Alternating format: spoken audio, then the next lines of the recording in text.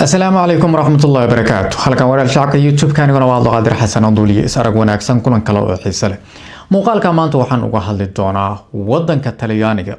Haddaba wadanka Talyaaniga imisa interview ayay maraan dadka magangeliya doonka ee wadankaas. Interviewga qofka markii uu maro kadib imisa qaadataa inta loogu soo jawaabayo oo interviewgaas macnaha jawaabtiisa uu ka helayo. sidoo kale sharciyada wadankaasi imisa u kala baxaan.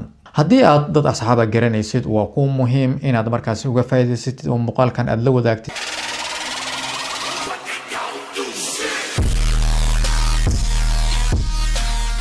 haddii ay tahay markii kugu horeysay barnaamijka shacabka YouTube ka soo baqato waxa ku leeyahay YouTube ka subscribe inoo saar waa inoo muhiim. haddii adiga daawanaysid bartayda TikTok waxaan ku leeyahay soo dhawow TikTok flow inoo saar sidoo kale muuqaalka loofta inoo saar. wadanka Talyaaniga waxaa jira hal wareysi oo lagu la yeelanayo haddii aad qaxooti magangeliyo doon aad tahay.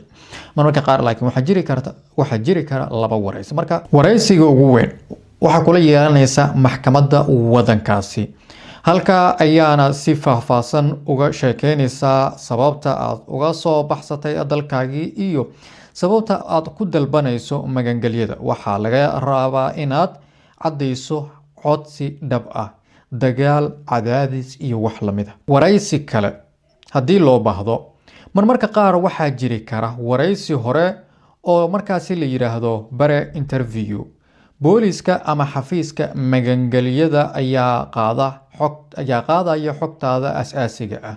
macnaha booliska markii uu ku qabto ama qolooyinka migrationka oo kale aad u timaado ayaa marka ugu horeysa waxa laga yaabaa xogtaada in laga qaado. haddaba talo runta sheeka mar walba isku day inaad si cad u sharaxdo dhibaatadaada. haddii aad haysato dukumeenti caddayn ah soo gudbi waa ku muhiim oo maxkamadda u geeya. jawaabta interviewga intee ayay qaadataa? kadib markaad la kulantid maxkamaddu badanaa waxay qaadataa inaad markaa interviewgaaga lagugu soo jawaabo 1 ilaa 6 bilood. marmarka qaarkood waxay qaadan kartaa 6 ilaa 12 bilood ayay qaadan kartaa haddii kiiskaagu bato ama baaritaan dheer uu galo ayaa laga wadaa.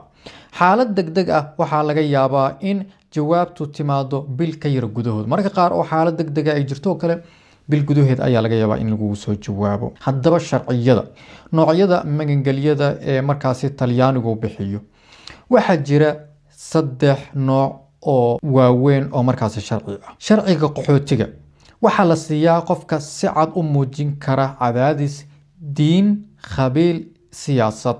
macnaha qofkaas in diinta lagu bartilmaameedsaday, qabiil ahaan loo bartilmaameedsaday ama siyaasad ahaan wadanka uga soo cararay ayaa markaas waxa la siiyaa sharci gaaraya 5 sano. sidoo kale waa la cusboonaysiin karaa haddii markaas loo baahdo. kaas waa sharciga qaxootiga. sharciga labaad ilaalin dheeraad ah ayaa la yiraahdaa. haddii aadan buuxin shuruudaha qaxootiga laakiin aad halis ay ku jirto macnaha nafsadaada sida dagaal iyo dil wax lamid oo kale.